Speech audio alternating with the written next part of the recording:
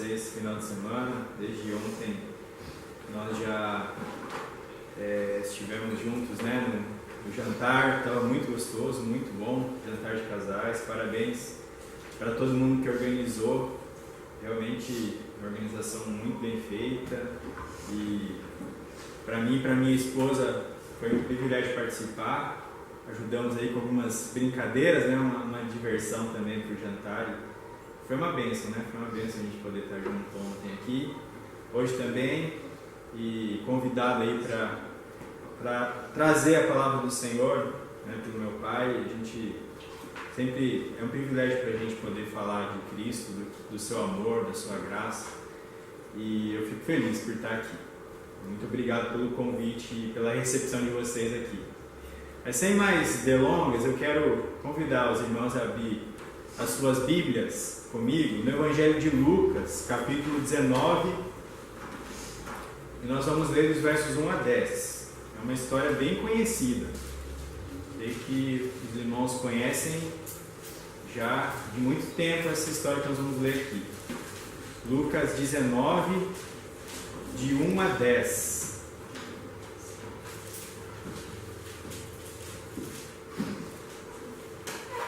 Lucas 19, de 1 a 10.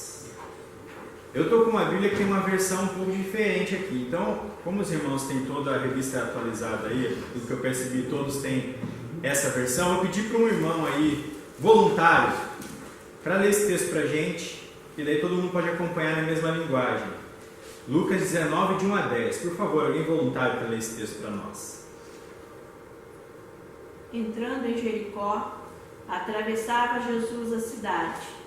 Eis que um homem chamado Zaqueu, maioral dos publicanos e rico, procurava ver quem era Jesus, mas não podia, por causa da multidão, por ser ele de pequena estatura. Então, correndo adiante, subiu a um sicômoro, a fim de vê-lo, porque por ali havia de passar. Quando Jesus chegou àquele lugar, olhando para cima, disse-lhe: Zaqueu, desce depressa, pois me convém ficar com você em tua casa. Ele desceu e toda a pressa e o recebeu com alegria. Todos os que viram isto murmuravam, dizendo que ele se hospedara com um homem pecador. Entremente, Zaqueu se levantou e disse ao Senhor: Senhor, resolvo dar aos pobres a metade dos meus bens, e, se em alguma coisa tenho defraudado alguém, restituo 4 vezes mais. Então Jesus lhe disse: Hoje houve salvação nesta casa, pois que também este é filho de Abraão, porque o Filho do Homem veio buscar e salvar o perdido. Amém. Nós temos vivido num tempo no nosso país de muitos escândalos. Na verdade, todo mundo tem acompanhado os escândalos, mas após escândalos que nós temos presenciado no nosso país. Operação Lava Jato tem levado muita gente para a cadeia. Pessoas de dinheiro, empreiteiros, políticos famosos têm se envolvido nesse meio de corrupção e sido levados também a pagar pelos seus atos na cadeia. No nosso estado, no Paraná também, se os irmãos acompanharam no começo do ano, agora silenciou um pouco, mas no começo do ano teve um escândalo muito grande se levantando no nosso estado. Não sei se os irmãos lembram, Operação Publicano era o nome, que pegou fiscais da Receita Estadual do nosso estado em também atos de corrupção.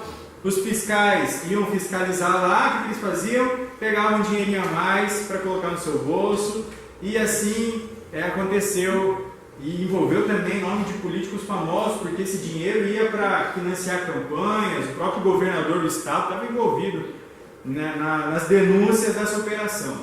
E foi interessante, quando aconteceu isso no começo do ano, um depoimento de um fiscal da Receita, concursado de carreira, o nome dele é Luiz Antônio de Souza, disse que a corrupção entre os fiscais da Receita envolve de 80% a 90% de todos os concursados lá. Pensa bem, 80%, 90% é muita gente corrupta.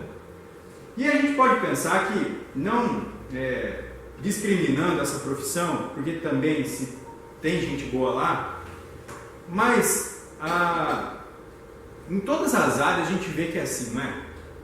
A corrupção é um mal que cerca o nosso país como um todo. Não é só nos fiscais da Receita, tampouco somente nos políticos e empreiteiros da Operação Lava Jato.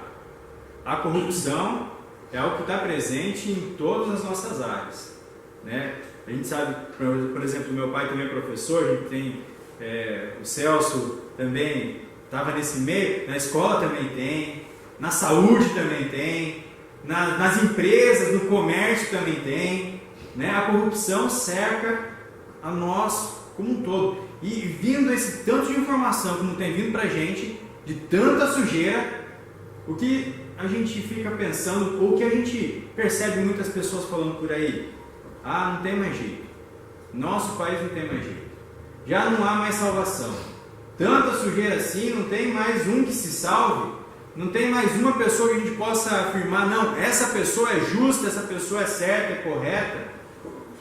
Muita gente tem pensado que não há mais salvação. Mas nós que cremos em Cristo, temos que ter um discurso diferente desse.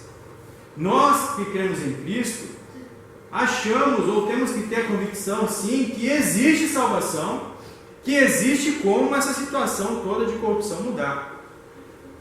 Vamos olhar para o texto. No texto a gente vê um personagem muito conhecido de muita gente, que era semelhante a um dos nossos fiscais da Receita hoje, Zaqueu, um cobrador de impostos. O texto aponta para a gente que ele era um homem corrupto, porque ele defraudava pessoas, consequentemente ladrão, ele roubava dinheiro que não era dele. Ele era um homem ganancioso, porque ele era rico e queria acumular cada vez mais riquezas. O texto está apontando essas coisas para a gente. Era um homem que também era odiado pelo seu povo, porque as pessoas viam ele, aquele lá é um pecador, aquele lá não presta, e era assim que os cobradores de impostos, os publicanos, eram vistos. Ele era considerado como um traidor do seu povo. O povo de Israel não gostava de quem era cobrador de impostos, porque eles estavam a serviço do Império Romano, e para eles isso era um absurdo. Ele era odiado, era considerado como um traidor. Mas esse homem, com todas essas características, com todos esses defeitos, o que o texto fala para a gente? Ele foi salvo. Esse homem foi salvo. Então, se eu vejo essa história aqui na Bíblia, se eu vejo o poder de Deus atuando num homem que tinha tantos defeitos, que era visto dessa forma aqui pelo seu povo, eu tenho que olhar para o nosso país, eu tenho que olhar para as pessoas que me cercam e também pensar que há esperança, pode haver salvação para qualquer um. Se Zaqueu aqui, esse homem corrupto, ganancioso, ladrão, foi salvo por Jesus Cristo, qualquer pessoa, em qualquer situação de pecado, pode também ser salvo.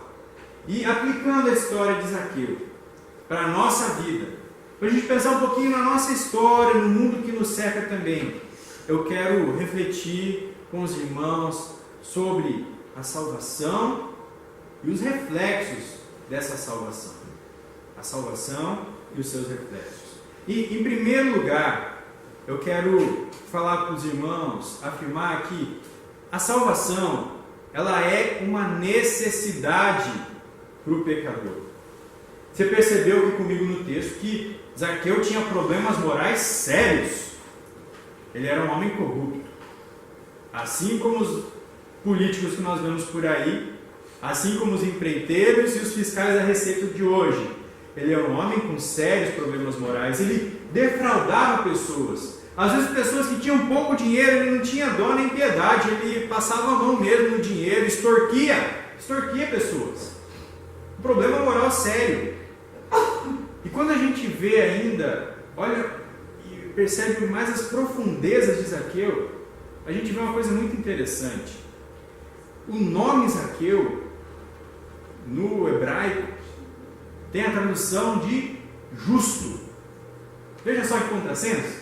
Um homem que tinha sérios problemas morais, defraudava pessoas, era ganancioso, ladrão, tinha um nome que carregava um significado totalmente diferente do que ele era. Zaqueu significa justo. Mas, apesar de carregar esse nome, ele era conhecido por outra fama, ele tinha outra fama. O versículo 7 diz que ele era conhecido como um pecador. Quando Jesus vai na casa dele, as pessoas dizem: nossa, Jesus vai na casa daquele pecador. Zaqueu carregava o nome de justo. O significado do nome dele era justo, mas ele era mais conhecido como um pecador, totalmente o contrário. E essa palavra pecador do versículo 7, ela é muito interessante. É uma palavra que era usada somente para a pior espécie das pessoas. A palavra grega, por curiosidade para os irmãos, é a palavra amartolós. E essa palavra, que é traduzida como pecador para a gente, era atribuída para aquela classe de pessoas mais imorais da sociedade. Por exemplo, prostitutas, os cobradores de impostos, os adúlteros. Essas pessoas que tinham os problemas morais mais graves daquela sociedade eram enquadrados nessa classe dos amartolós, dos pecadores. Então, Zaqueu, ele era pejorativamente conhecido como um pecador. Ele era enquadrado nos piores marginais, nas pessoas mais imorais do seu tempo. Homens e mulheres manchados por vícios ou por crimes, os homicidas, enfim, as pessoas mais terríveis eram conhecidas por esse nome. E realmente a gente vê uma coisa muito interessante aqui, que o pecado leva a gente para uma situação de extrema discriminação ou de extremo despropósito com o que Deus quer de nós. E, na verdade, a gente olha para Zaqueu e vê: não, Zaqueu, esses imorais são assim. Mas a palavra de Deus, ela nos mostra que todos nós, na verdade, estamos enquadrados nessa mesma categoria de pessoas. O apóstolo Paulo, lá em Romanos 3, de 10 a 12, diz que não há nenhum justo, nenhum sequer. Não há quem entenda, não há quem busque a Deus. Todos se extraviaram, a uma se fizeram inúteis. Não há quem faça o bem, não há nenhum sequer. A palavra de Deus diz que não é só Zaqueu, não é só as prostitutas, os adúlteros, os cobradores de impostos ou os homicidas que são conhecidos como pecadores. A Bíblia fala que todos nós somos conhecidos como pecadores. Não há um justo, nenhum sequer. Ninguém pode trazer para si a condição: não, eu sou justo, eu faço bem, eu consigo por minhas próprias forças. A palavra de Deus diz que não é assim. E dessa forma, a gente pode perceber que a salvação é uma necessidade. É uma necessidade para todos nós. Não era uma necessidade só para Zaqueu, que era conhecido como um pecador. É uma necessidade para todos os seres humanos, porque todos nós somos conhecidos como pecadores.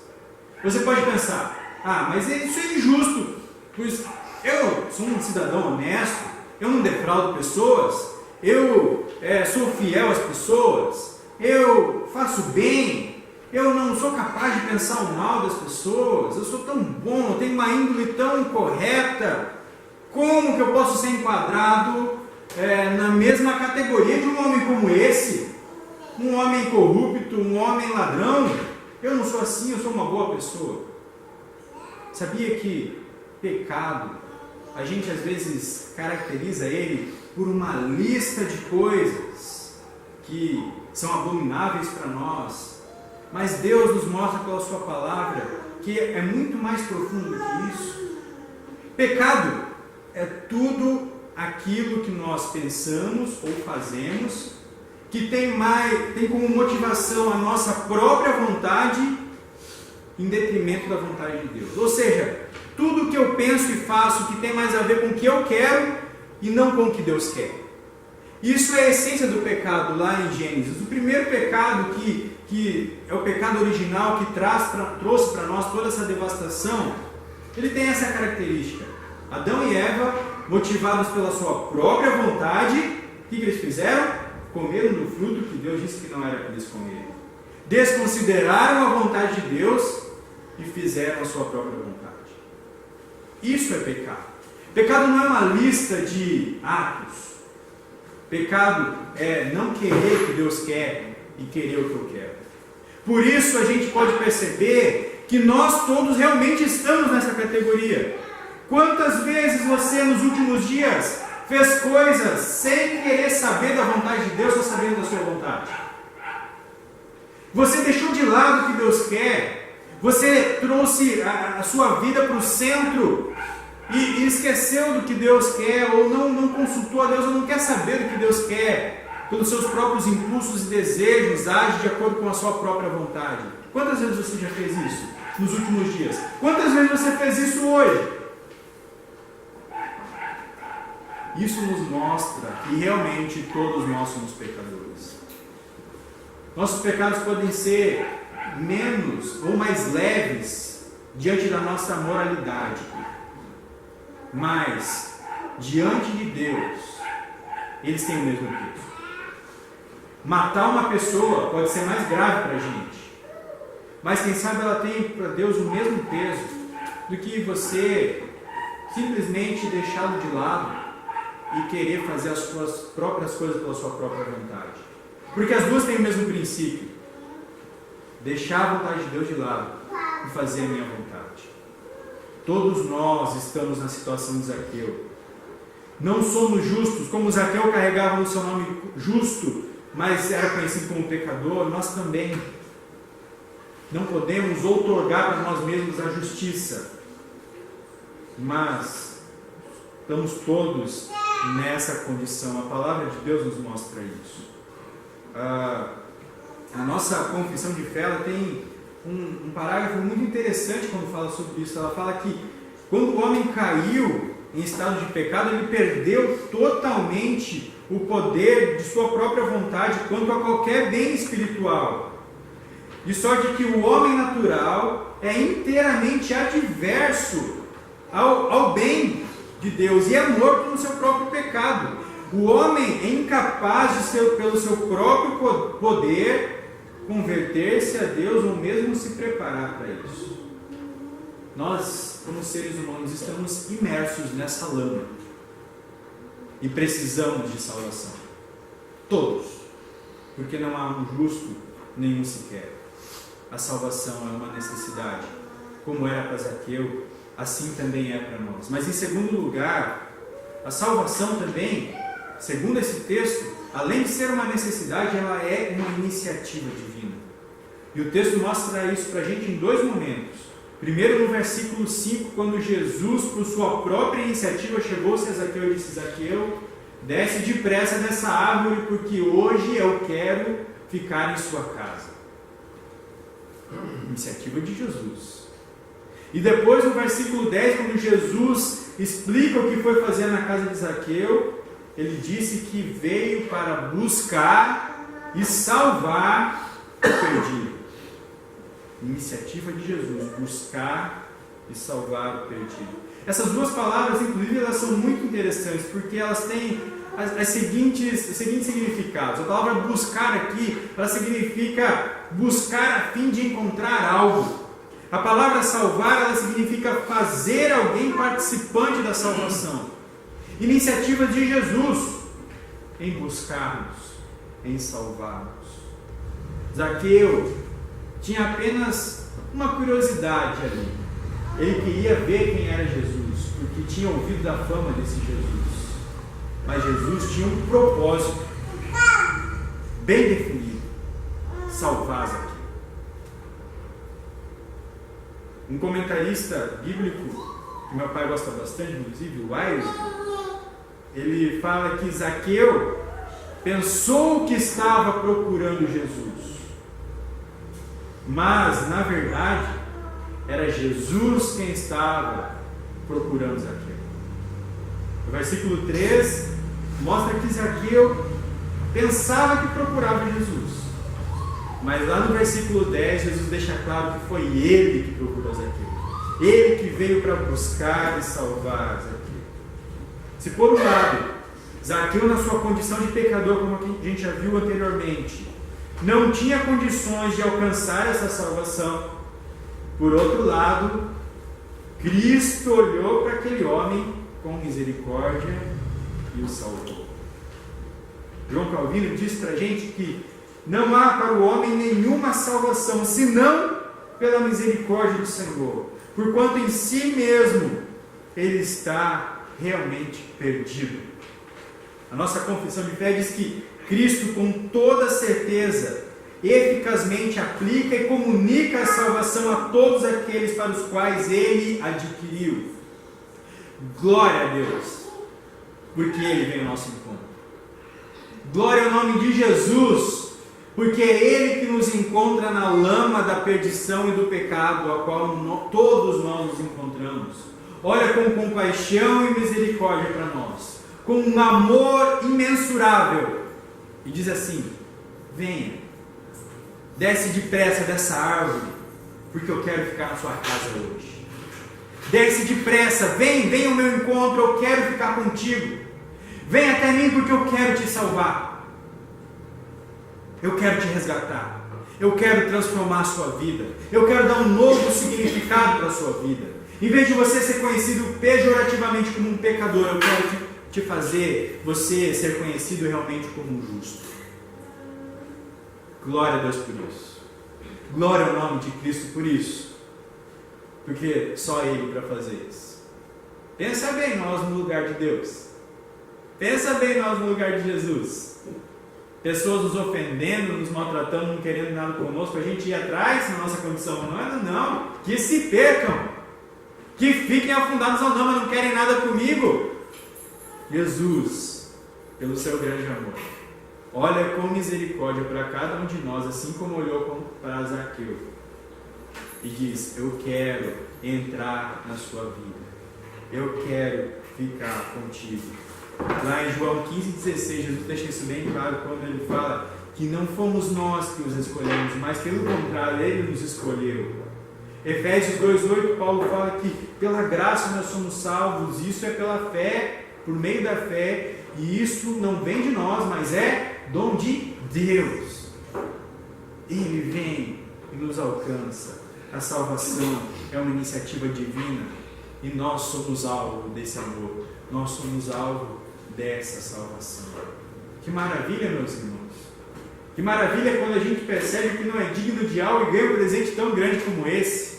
Que maravilha que a gente percebe que na verdade é digno da ira do Senhor, da punição dele, mas ele vem com amor e nos resgata. Nos dá um novo nome, um novo significado para a nossa vida. Glória a Deus por isso.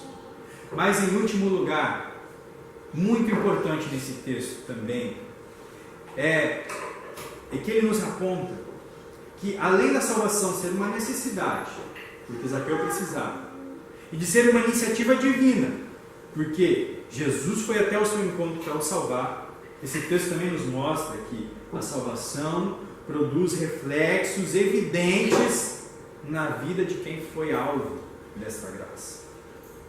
Zaqueu teve uma profunda mudança por meio do encontro com Cristo.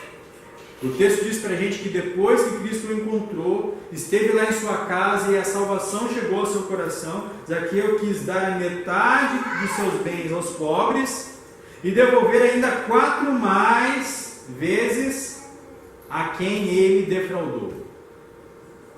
Você percebe a dimensão do que aconteceu na vida desse homem? A dimensão da transformação que teve na vida desse homem? Um homem que antes defraudava, não tinha piedade de ninguém, extorquia, era ganancioso, queria acumular e era rico e odiado pelas pessoas. Agora, depois desse encontro com Jesus, onde a salvação chegou ao seu coração, resolve instantaneamente dar metade dos seus bens aos pobres e ainda devolver 4 vezes mais para aquelas pessoas a quem ele roubou. Reflexos dessa grande salvação que chegou ao coração desse homem. E ao ver essa atitude de Zaqueu, Jesus faz uma afirmação categórica nesse texto. Jesus diz que houve salvação nessa casa, no versículo 9, quando ele vê o que Zaqueu fez. Cristo não quis dizer aqui que foram essas obras de Zaqueu, essa atitude de Zaqueu que o justificou, mas que essa atitude de Zaqueu apenas atestou, foi um reflexo da transformação que aconteceu no seu coração. A palavra de Deus, ela nos fala que isso é importante. Tiago fala na sua carta, lá no capítulo 2, versículo 17, que a fé sem as obras, ela é morta. Quando a gente diz que é salvo por Jesus, mas a nossa vida não testemunha essa salvação, diz que a nossa fé é morta. Efésios 2,10, Paulo, depois de falar que a salvação é um dom de Deus, ele diz que nós fomos criados para as boas obras. Ou seja, elas têm que fazer parte da nossa vida como salvo. Em Mateus 5,16, Jesus diz para nós que nossa luz tem que brilhar diante dos homens, para que vejam nossas obras e glorifiquem ao Pai que está nos céus. O velho Zaqueu era um homem ganancioso que acumulava riquezas. O novo Zaqueu agora é um homem generoso que distribui seus bens, olha com compaixão para o necessitado. O velho Zaqueu defraudava pessoas. O novo Zaqueu agora restitui 4 vezes mais a quem ele defraudou. Você sabia que na lei judaica, se houvesse um crime de roubo, como foi esse caso aqui, o infrator deveria devolver 2 vezes mais apenas? Era assim que funcionava. Zaqueu ele foi transformado de uma forma tão poderosa por Jesus, e isso foi tão marcante para a sua vida, que ele foi além do que a lei determinava. A lei mandava ele devolver 2 vezes, ele devolveu 4 vezes mais para todos aqueles a quem ele defraudou. A gente, quando é salvo por Jesus, também se inicia dentro do nosso coração um processo que se chama santificação. Nosso ser sendo restaurado, renovado por dentro, até o dia em que isso se complete e a gente chegue na glória para com Jesus. Mas quando a gente fala em santificação, geralmente vem à nossa cabeça parar de pecar. Vem não fazer as coisas que desagradam a Deus. Mas isso é apenas uma parte da santificação. Isso é apenas uma parte da nossa vida depois que fomos salvos. Não fazer o que desagrada a Deus. A santificação também tem algo muito importante na nossa vida. Fazer o que agrada a Deus. Zaqueu agora não apenas não roubava, mas ele também agia com misericórdia diante das pessoas. Ele era capaz de olhar para as pessoas e fazer o bem para as pessoas. Um holandês chamado Anthony Hoekman, ele diz que ao nos santificar, Deus não nos equipa com poderes ou capacidades totalmente diferentes do que a gente tem. Em vez disso, o Senhor Deus nos capacita a usar os nossos dons da maneira certa e não para o pecado. A santificação dá poder para a gente pensar, querer e amar de modo a glorificar a Deus. Pensar os pensamentos de Deus em conformidade com Deus e agir em harmonia com a vontade de Deus. O que isso quer dizer? Que nós, após sermos alvo dessa graça que nos achou na lama do pecado, produzimos frutos deliciosos para as pessoas comerem. Não apenas deixamos de fazer as coisas que desagradam, mas agimos agora por nossa própria vontade, iluminada ou impulsionada pelo Espírito Santo que habita em nós, para que as pessoas também experimentem dessa graça e sejam abençoados por essa graça da salvação. Foi exatamente isso que aconteceu na vida de Zaqueu. E sabe uma coisa importante para se aprender nessa palavra de hoje? É que a santificação é muito mais do que o não, mas é o sim também. É o que eu faço também diante de Deus. Pois Tem um teólogo americano chamado David Nicholas que ele diz que Deus salva pessoas do pecado e para uma vida nova vivida com Cristo e para Cristo. Nós somos salvos de uma condição para uma outra direção, uma vida nova que glorifique a Deus. Como que a gente faz isso? Não apenas limpando-nos moralmente, mas a gente tem relacionamento com muitas pessoas. E a gente pode demonstrar a salvação que nos foi alvo, que nós fomos alvo, da qual nós fomos alvo, para todas essas pessoas. Ou você é sozinho no mundo e não convive com ninguém? Você não tem companheiro de trabalho? Você não tem vizinho por acaso? Você não tem parente que não conhece o Senhor Jesus? Todas essas pessoas devem provar dos frutos que a gente produz após sermos salvos. Foi para essas pessoas que Zaqueu começou a agir, para que elas conhecessem essa salvação que alcançou o seu coração. Foi para as pessoas que estavam perto dele. Assim também nós. A salvação que alcançou o seu coração tem produzido reflexos na sua vida? Você tem abençoado pessoas? Você tem sido simpático com as pessoas que te agridem? Você tem favorecido pessoas que trabalham junto com você, pessoas às vezes que você não vai muito com a cara? Você tem abençoado a vida do seu vizinho? Obrigado com ele. Você tem sido sensível aos seus parentes nas suas necessidades? Ou você tem vivido a sua vida para o seu próprio prazer? A salvação tem que produzir reflexos. Ela é algo muito grande que aconteceu no nosso coração. É algo muito marcante. E não pode ficar só na teoria, gente. Nossa vida cristã não deve ter o centro aqui na igreja. Se tua vida cristã é centrada aqui no que você faz aqui na igreja, se tua vida cristã é centrada no domingo, eu afirmo para você que isso é um equívoco da sua parte. Nossa vida cristã é aprovada no nosso dia a dia. A gente vem aqui como um reflexo do que a gente vive, não como um meio para obter algo, não como centro da nossa vida. Somente assim as pessoas vão atestar realmente, ou vão testemunhar que venha a graça de Deus agindo em nossos corações. Quero concluir com uma recapitulação daquilo que a gente viu. Meus irmãos, a gente pode não ter a má índole de Zaqueu, mas a Bíblia nos assegura que essa mesma corrupção atinge a todos nós. E esse estado de corrupção nos impossibilita de obtermos a salvação. Nos impossibilita de desejarmos a Deus. E nos faz perceber que assim como Zaqueu, nós também necessitamos de salvação. Mas graças a Deus que Jesus vem ao nosso encontro. Ele vem buscar, vem salvar o perdido. E sua salvação vem de encontro ao nosso estado de podridão. E Ele nos transforma. Ele nos restaura, Ele nos renova. E essa salvação deve produzir reflexos em nossas vidas. Reflexos que demonstrem a grandiosa obra que alcançou o nosso interior. Não somente uma limpeza moral, mas atitudes para com o nosso próximo.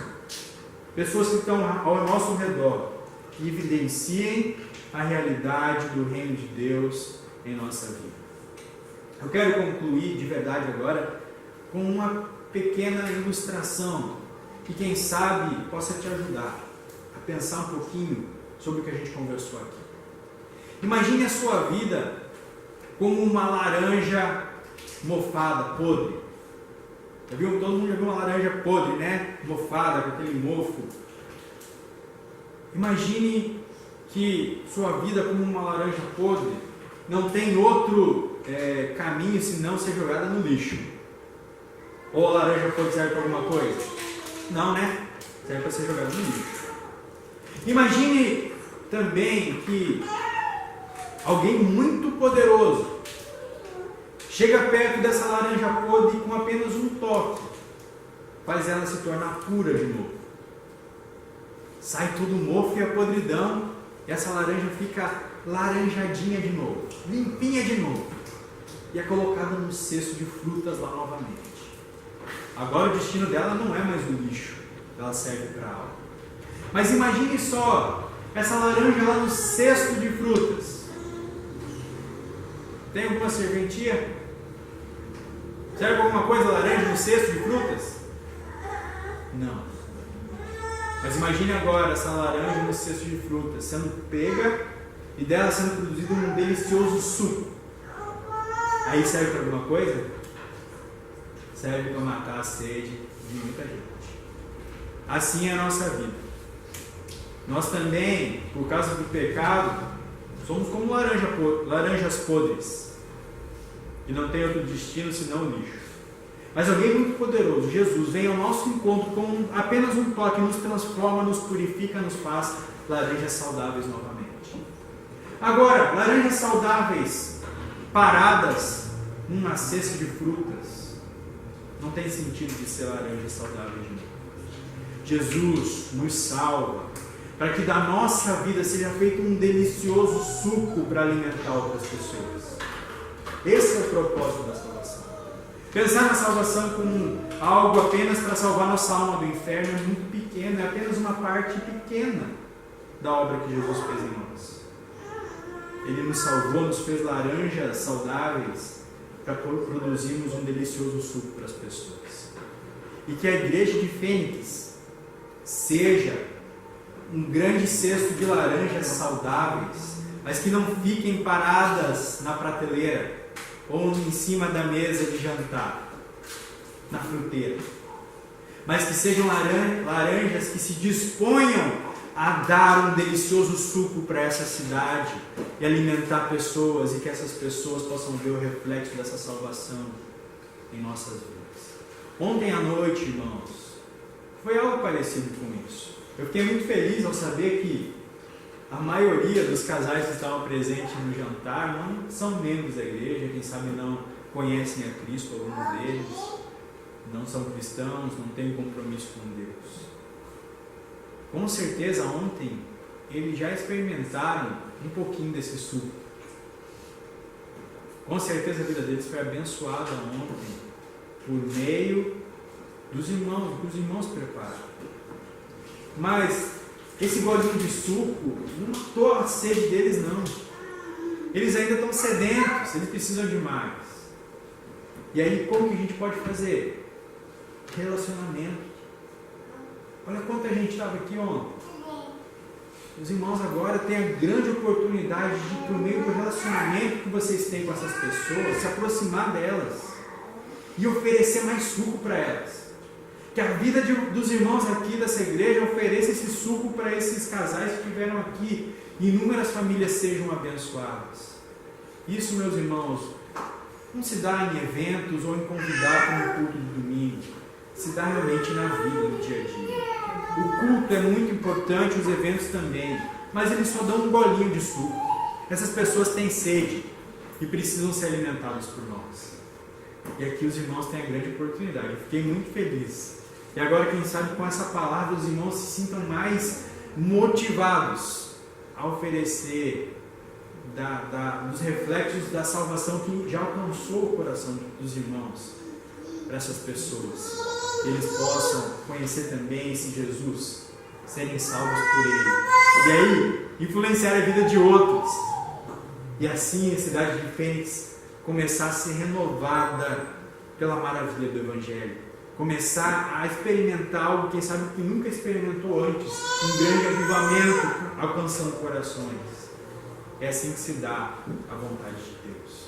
Que Deus abençoe a amada igreja, os amados irmãos, e que possamos prosseguir nisso que Deus tem nos colocado para viver essa vida com Ele. Vamos orar?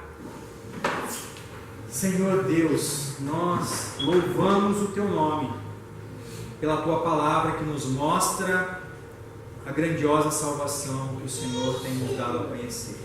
Obrigado, Jesus, porque ao sabermos que necessitamos de salvação, o Senhor não nos deixa desamparados, mas o Senhor vem até o nosso encontro, Pai, ao encontro do nosso estado de podridão, e nos transforma, porque o Senhor deseja nos salvar.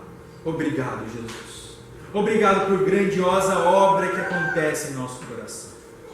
E nós te pedimos agora, Senhor, que o Senhor tenha misericórdia de nós e pela ação do Teu Espírito Santo nos ajude a sermos uma igreja que produz esses reflexos da salvação para aqueles que estão à nossa volta. Uma igreja que, assim como Zaqueu, Pai, olhe para o seu entorno com misericórdia e compaixão e com atitudes práticas possa dar de beber ao sedento, dar de comer ao faminto e fazer presente o reino de Deus nessa cidade. Senhor, nos encoraja, nos capacita, nos dá condições de sermos Teus instrumentos e que nossa vida, a semelhança da vida de Zaqueu, possa agradar o Teu coração, para a Tua honra e para a Tua glória, Pai, no nome de Jesus. Amém. Amém.